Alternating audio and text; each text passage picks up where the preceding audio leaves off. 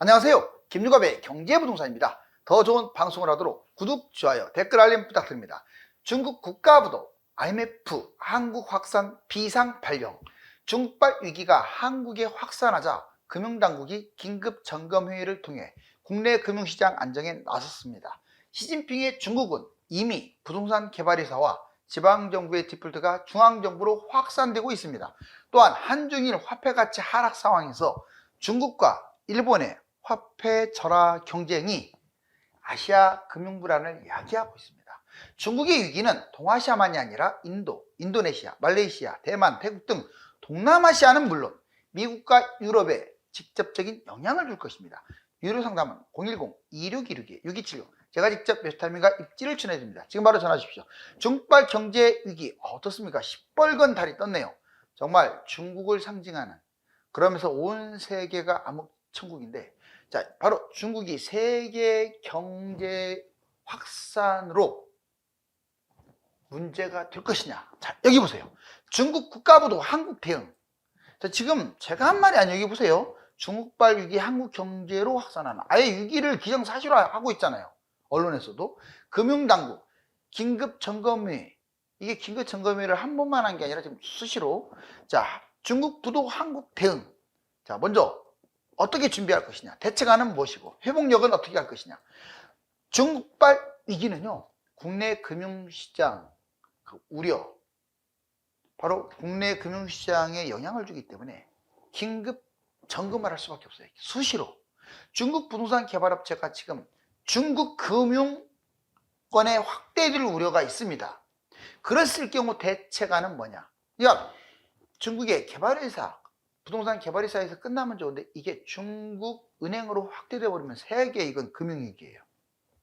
중국 개발기업 익스포저, 자, 부동산 신탁 등 1조 원. 다행히 직접적인 손실 익스포저는 1조 원밖에 없는데 간접적인 게 문제죠. 중국이 금융위기 터지면 전 세계는 터져요.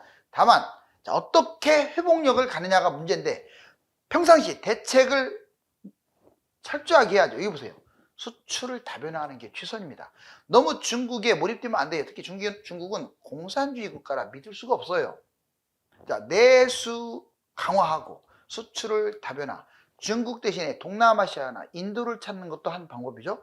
국내의 경쟁력을 강화시켜야 합니다. 자, 금융 안정성, 산업 구조 조정을 통해서 우리나라 금융 기업을 튼튼하게 해놓고 나중에 문제가 발생하더라도 빠르게 경제 회복할 수 있도록 그 장치를 깔아야 돼요. 대외 협력을 강화해야 합니다. 주변국 협력을 계속 통해서 자, 반사 이익을 우리가 얻을 수 있도록 해야지, 만약에 이런 거에 준비를 하지 않으면요, 경제위기 터진 다음에 회복이 안 돼요. 자, 과거에 회복력을 봤더니 우리나라는 가장 먼저 반응을 합니다. 중국 터지면 가장 먼저 주가, 환율 난리 나요. 이제 바로 그냥 터지는 거죠. 대외 의존도가 높아서 그래요. 우리나라가 뭐 취약해서가 아니라 수출입 의존도가 높아서 급추락합니다. 그렇지만 또 가장 먼저 회복을 합니다. 예전에 미국발 금융위기 때 우리나라 코스피라든가 환율이라든가 이런 게 가장 먼저 회복했어요. 코스피가 가장 먼저 치고 갔어요. 자랑스럽게. 이번에도 그럴까? 과연 중국이 터지든 미국이 터지든 유럽이 터지든 대외 의존도가 높아서 가장 먼저 회복하는 건 맞는데, 그것도 뭐 우리나라 이 경제력이 뒷받침 된다는 조건이래야 회복을 하지 무작정 회복하겠어요? 준비 철저하게 해야죠. 준비를 철저하게 해야 합니다. 사전에 철저한 준비, 경제 위기와 회복 모델. 이제 시진핑의 중국 위기, 중국 지방정부 디폴트, 결국 숨은 뇌관이 터졌다 좀 나오잖아요. 사실상 우리나라 지자체 디폴트 터졌다고 보시면 돼요. 거의 대부분의 지방이 다 지금 부도났다고 보시면 된다고요. 중국 상황으로 본다면. 자, 먼저 시진핑의 중국 위기, 정부가 디폴트는 안 거예요. 지금 지방정부 중심으로. 신용도 문제가 됐고요. 자, 위기 요인들이 여러 가지가 있습니다. 먼저 정부, 지방정부, 특수법인, 지금 채무 불이행이에요. 연쇄적으로 막 폭발하고 있는 거죠. 이제 지방정부 채무가 무려 1경입니다. 1경. 그 이상이에요. 천문학적이죠. 중앙정부도 지금 디폴트가 낮다고 판단이 되는데 발표만 안 하는 거죠. 왜? 중앙정부가 인정을 해버리면 공산당은 게임 끝나는 거예요. 국민들이 가만히 있겠어요? 쫓아내버리지. 끝까지 디폴트를 내세우지 않을 겁니다. 위기를 탈출하려고 할 거예요. 그렇지만 아무리 감추더라도 주가라든가 환율은 못 감춰요. 외국 자본이 아직은 남아있기 때문에 그게 썰물처럼 빠져나가면 막 내려가겠죠. 지금은 많이 빠져나갔어요. 그래서 지금 주가 보시면 알잖아요. 완전 바닥에서 기고 있죠. 자, 신용등급. 신용등급만 봐도 미리 알 수가 있어요. 자, 피치, 무디스 다 하향시키고 있어요.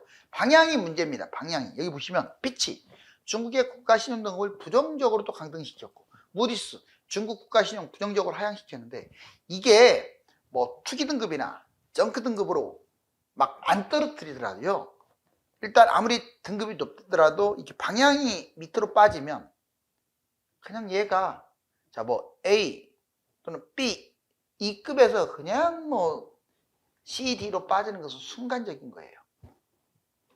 신용등급 하락 폭이 중요한 게 아니죠. 방향이 중요하다고요. 방향. 지금은 왜 함부로 확 떨어뜨리질 않냐면 그래버리면 진짜 터지거든요. 이해 가셨죠? 그러니까 괜히 저기 신용 회사에서 앞서가 가지고 등급을 너무 떨어뜨려 버리면요, 그걸로 주가나 달러가 저기 화폐가 난리가 나는 거예요. 그래서 어쩔 수 없이 방향만 찔끔찔끔 떨어뜨리는 거예요. 참고하세요. 자, 위기 요인. 지금 중국은요, 자금이 부족합니다. 등치에 비해서 여러분들 동물도 큰 등치가 크면 많이 먹잖아요. 많이 먹어요. 음식을. 그러듯이 똑같아요. 큰 나라는 돈이 많아야 하는데 그거에 비해서 자금이 턱없이 부족해요. 중국 경제 모멘텀은 완전히 상실됐습니다. 매혹적인 모멘트, 이게 사라져 버렸어요. 자, 투자 추락. 왜? 본인들이 자업자득한 거죠. 열심히 일하고 있는 외국 투자를 다 쫓아내다시피 자국 기업 우선주의로 했으니 좋아하겠어요? 킹달러. 지금 위안화가 약세인데 이거는 경제 불안을 가중하고 있고, 일부러 본인들이 평가 절하한 거예요. 왜? 수출 부분에서 좀 강세를 띄기 위해서. 지금 중국도 내수 부족이거든요. 내수 소비가 엉망진창이에요. 그러니까 수출해서라도 먹고 살아야 하는데, 그러다 보니까 너무 이 달러 대비 위안화가 세버리면 안 되니까 자꾸 절하시키는 겁니다. 절하.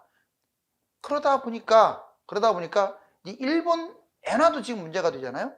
둘이 싸우는 거예요. 이렇게 되면요, 우리나라도 지금 원화를 다운시킬 수밖에 없고, 이렇게 되면 동남아시아, 남부아시아 할 것 없이 달러 대비 다 항상 화폐가 문제가 되는 거죠. 경제위기, 금융위기는 화폐부터 출발하는 거예요. 종합위기, 성장률. 지금 중국은 성장률도 지금 뭐 6%대에서 지금 5%, 4%로 급추락. 부동산도 폭락하고 있고, 기업도 부도나고 있고, 지방정부는 사실상 부도고. 자, IMF 중국발 경제위기 내년 한국 경제에 본격적 영향을 준다. 마치 IMF는 지금 중국발 경제위기, 중국이 경제위기를 완전히 터졌다는 식으로 인정을 하잖아요. 한국, 중국, 일본 어떤 문제가 생길까요? 우리나라. UN 한국 경제 성장률이 2.4에서 2.2로 하향 조정을 했습니다. 우리나라 지금 국내 이 회복력 이게 약하다고 본 거죠. 지금 오히려 경제 성장률을 상향해도 문제인데 하향을 하고 있으니 정말 답답한 노릇이네요. 다행인 건 이번 1분기 때 우리나라 경제 성장률이 상당히 좋았어요. 1.3%. 이대로라면 2.2가 아니라 자 3포인트 이상 치고 갈 수도 있어요. 작년에 워낙 나빴기 때문에 올해 반작용으로 더 치고 갈 수 있습니다. 하지만 현재 상황에서 하향 조정한 건 맞아요. 자, 원화 약세, 원달러 환율 1400도 다시 돌파하면서 흔들흔들하고 있어요. 이게 바로 경제가 불안하다는 거죠. 문제점, 가계 기업 부채. 이거 심각하죠. 우리나라 세계 1, 2위예요. PF 연체로 경제위기가 터질 수도 있고요. 저출산, 너무 심각하죠. 자, 중국 경제, 국내 소비가 저조해요. 중국도, 우리나라도 소비가 문제인데 중국도 디플레이션 조짐까지 일어나고 있어요. 중국 위안화 절하. 그래야만이 수출 경쟁력, 바로 이런 수출 경쟁력 강화 조치로 위안화 절하하고 있는데 너무 떨어뜨리면 또 그것도 문제가 되겠죠. 중국 저가 과잉 생산, 그러니까 싼 물건을 막 생산해가지고 미국, 서방, 중국 이렇게 서로 무역 분쟁 형태가 되고 있어요. 여러분들 전기차 지금 테슬라 같은 경우 막 4천 이렇게 가는데 얘들은 1,000 거의 4분의 1 가격으로 팔아제끼고 있잖아요. 그렇다고 해서 뭐 엄청나게 성능이 떨어지는 것도 아니에요. 중국에 대해서 미국이나 서방이 이길 수가 없어요. 이거에 대응을 하고자 이제 지금 준비 중이죠. 자, 이제 여기 보시면 일본 엔화 방어 금리 인상 17년 제로금리에서 탈출했어요. 그렇지만 생각보다 효과가 지금 적습니다. 그리고 중국하고도 일본하고도 이렇게 수입이 겹치는데 서로 지금 치킨 게임 하고 있어요. 둘 다 죽는. 우리나라도 문제가 되고 아시아도 문제가 돼요. 이렇게 되면 엔화 1년간 10%나 추락을 했습니다. 미친 듯이 떨어졌죠. 과도한 약세 자본 유출. 예전에는 경제 위기가 터질 것 같으면 자 달러 대신에 엔화가 뛰었었어요. 엔화가. 왜? 일본의 잠재력을 높게 평가했거든요. 근데 지금은 일본의 잠재력은커녕 자, 독일보다도 추락한 일본 경제에 대해서 대실망했기 때문에 오히려 경제 위기가 터져버리면 일본은 망한다라는 인식이 커져가지고 엔화가 더 추락하는 거예요. 1997년 IMF 피해갔지만 경제 위기 위험성은 커졌다. 자, 이제 중국 국가부도 가정 자업자득이라고 했죠. 볼까요? 중국의 인구, 값싼 노동력. 이게 중국 지금 거의 2만 달러 가까이 15,000에서 2만 달러 상당히 올라왔죠. 자, 외국 기업 기술 전수. 외국 기업이 다 전수해줬어요. 중국 정부의 자국 기업을 보호하는 지나치게 보호하려고 했죠. 그러다 보니 중국 기업이 부각됩니다. 짝퉁 기업 세상이 되어버렸어요. 중국 정부의 해외 기업을 홀대합니다. 이제 본인들이 다 빼낼 만큼 빼는 거야, 기술을. 인건비도 급증합니다. 중국의 인건비. 대기업도 심각해요. 거기에다가 해외 기업을 홀대하고 있으니 당연히 이런 현상이 벌어지죠. 해외 기업이 이탈합니다. 중국 실업자는 급증합니다. 이게 해외 기업 유럽뿐만 아니라 우리나라도 해당돼요. 결국 다시 또 중국 정부가 설득하면서 기업 회귀를 원하고 있는데 누가 중국을 가겠어요? 자, 절대 가지를 않겠죠. 있는 기업이나 제대로 좀 잘해주기를 바랍사 하겠죠. 여기 보시면 동남아시아 위기. 예전에 자 1997년 우리나라 IMF 터질 때 그때 항상 위기가 오면 이 화폐 가치가 하락하면서 문제가 되는 거거든요. 달러 대비. 보시면 동남아시아 위기, 인도, 말레이, 그다음에 인도네시아, 대만 이렇게 한번 정리를 해봤어요. 달러 강세로 아시아를 직격하다. 똑같아요. 그때 상황하고. 다만 차이점이 있다면 그때는 상대적으로 일본이나 중국은 영향력이 적었는데 지금은요. 일본, 중국이 더 위험해요. 동남아시아보다도. 자, 보자고요. 인도, 중앙은행 8% 성장, 금리 동결 지속. 그나마 인도가 제일 튼튼해요. 현재. 루피 환율 가치 하락. 다른 아시아보다 그래도 선전하고 있고 주변이 흔들리면 역시 인도도 버티지 못하겠죠. 위기를 맞을 겁니다. 말레이시아, 링기트화가 가치가 무진장이 하락하고 있어요. 1997년 꼭 타이를 보는 듯해요. 태국을 보는 듯. 이 태국이 그때 금융위기가 터졌죠. 자, 공무원 급여 13%나 상승하고 물가 상승 위기입니다. 말레이시아에 지금 상당한 위기가 닥쳤어요. 해외 자본 유출도 심각하고 인도네시아 4월 기준금리 6.0에서 6.25. 자, 25비 인상. 기준금리를 오히려 올린다는 게 말이 됩니까, 지금? 자, 루피아 자국통화 약세. 자본 유출이 지금 역시 인도네시아도 심각해요. 리스크에서 선제 지금 대응하려고 준비를 많이 하고 있어요. 대만 3월 금리 인상. 자, 금리를 인상했습니다. 통화가치 안정에 총력전을 펴고 있어요. 자, 통화가치 하락 지속. 반도체 지탱하는 데 한계. 지금 반도체가 전반적으로 흐름이 안 좋은데 그동안에는 중국을 견제하기 위해서 미국이 대만의 그 반도체를 상당히 자 이게 도와준 부분도 있었어요. 그렇지만 지금은 이제 꼭 그런 측면이 아닙니다. 대만은 반도체 무너졌다가는요 그냥 나락으로 떨어져요. 우리나라 삼성에 대한 의존도보다 훨씬 커요. 자, 중국 또한 전쟁. 중대 전쟁이라고 하는데 이것도 지금 중국이 얼마든지 외부로 돌리려고 자기 공산당의 문제를 외부로 돌리기 위해서 얼마든지 전쟁을 일으키거나 아니면 전쟁 근처까지 가거나 할 수 있어요. 아시아 IMF 외환위기 보시면 제2 아시아 위기라고 써있죠. 1997년 외환위기 이때 달러 강세가 결정적 영향을 줬었죠. 자, 외환위기의 공통점. 자, 미국이 금리를 급격하게 인상했다가 이 인하 속도가 느렸을 때, 긴축 정책을 폈을 때 또한 그렇게 되면 달러가 강세를 띠겠죠. 다른 말로 달러를 제외한 다른 나라 화폐가 떨어지겠죠. 바로 이게 외환위기, 금융위기를 일으키는 근본이 되는 거예요. 아시아 통화 지금 미친듯이 추락하고 있죠. 투자금 이탈합니다. 그러면 주식이라든가 여러 곳에서 다 빠져나가요. 엔저가 또 장기화되고 있어요. 중국 위안화 절하에 맞서서 지금 어쩔 수 없이 인하, 일본, 중국 환율 인하는요 아시아 공면을 가져올 수 있습니다. 자, 달러가 계속 강세. 그렇다고 달러라도 튼튼하면 모르는데 달러가 튼튼한 게 아니에요. 지금 미친듯이 찍어냈어요. 달러가 얼마나 형편없냐면 지금 다른 나라 화폐가 더 형편없이 떨어지니까 몰라서 그렇지 이 달러란 놈 때문에 지금 금값이 뛰는 거예요. 가상화폐가 왜 뜁니까? 달러가 재구실을 못하고 강세를 띄니까 더 달러 못 믿겠다. 그래서 가상화폐, 암호화폐가 뛰고 있고 금값이 미친 듯이 뛰는 거예요. 아무튼 환율 전쟁. 자, 제2 아시아 위기는 얼마든지 터질 수가 있어요. 한국 경제 심각하다. 이제 우리나라 국내로 들어오면 주식이 세계 꼴찌예요. 괜히 꼴찌겠어요? 지금 삼성전자 완전 미래 선점에서 완전히 밀려났습니다. 그나마 다행인 게 아직은 포기할 단계는 아니에요. 그래도 거의 조금만 노력하게 되면 자, 분야도 많고 하기 때문에 얼마든지 추격할 수가 있어요. 이번에 혁신을 가져오기 위해서 노력을 하고 있죠. 그렇지 않게 되면 예전처럼 뭐 무조건 10만 간에 20만 간의 그 주식이 그런 시대는 끝나버릴 수도 있어요. 삼성이 붕괴되면 큰일 나죠. 정말 국가적 차원에서 삼성은 지원해야 한다고 봐요. 1997년 IMF 외환위기, 2024년엔 윤정부 이대로는 안 된다. 자, 윤정부가 지금 정말로 많이 신경을 써야 됩니다.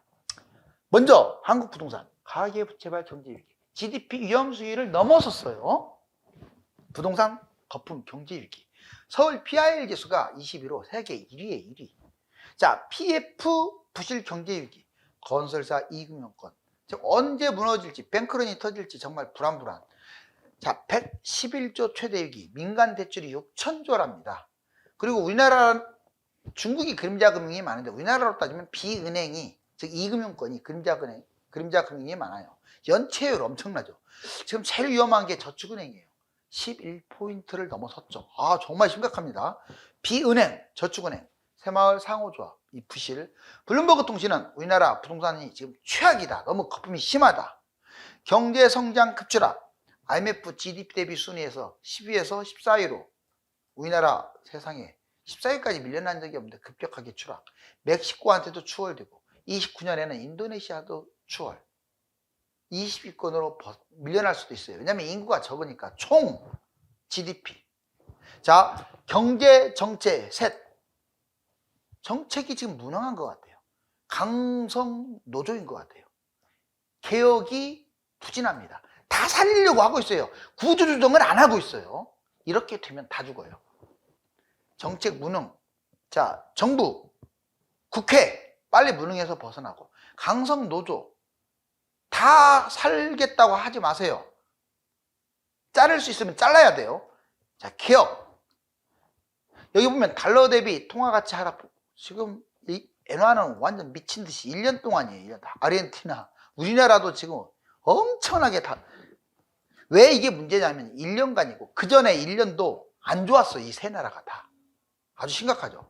예전에 1997년에 금융위기 일으킨 나라 한국, 필리핀, 타이, 말레이시아, 인도네시아, 싱가포르. 여기에 중국과 일본이 이제 한국이나 이 나라들보다 더 위험하게 생겼어요.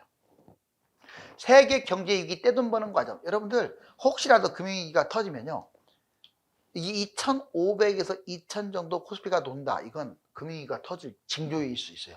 인버스를 사가지고 주가가 하락하면 먹는 게 인버스예요.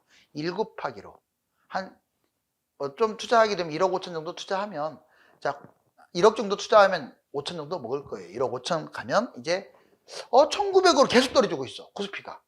그러면 아마 1000까지 떨어질 수 있습니다. 그러면 2 곱하기를 과감하게 진행. 그러면 2억까지 불어납니다. 자, 그러면 이제 해외, 우리나라가 가장 먼저 떨어지니까 해외는 늦게 떨어지니까 봐서 투자하게 되면 2억 5천까지 불릴 수가 있겠죠. 1억 기준으로 2억 5천이면 많은 거 아니나요? 그러다가 언제까지 바닥만 치겠어요? 대충 코스피가 1100, 1200 여기 바닥을 치면 올라갈 겁니다. 이번에는 인버스 하면 안 돼요.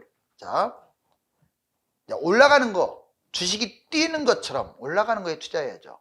코덱스 200, 1 곱하기 3억까지 올리고, 이게 이제 1200까지 가면 이제 3000대로 치고 갈 가능성이 크잖아요. 한 2500까지 가게 되면 레버리지를 투자하면 되겠죠. 6억. 그리고 2500에서 3300 가기 전에 해외가 늦게 뛰니까, 자 1 곱하기나 2 곱하기를 하게 되면 10억까지 벌 수 있어요. 마지막으로 제일 늦게 투자하는 게, 자 주식의 후행인 부동산에 투자하면 20억까지 벌 수 있다. 여기 보시면 이제 중국 부도, 지방정부 일당 독재, 개발의사, 달러 부족, 해외 탈출 모두 다 손가락이 묶여 있네요. 위험하죠?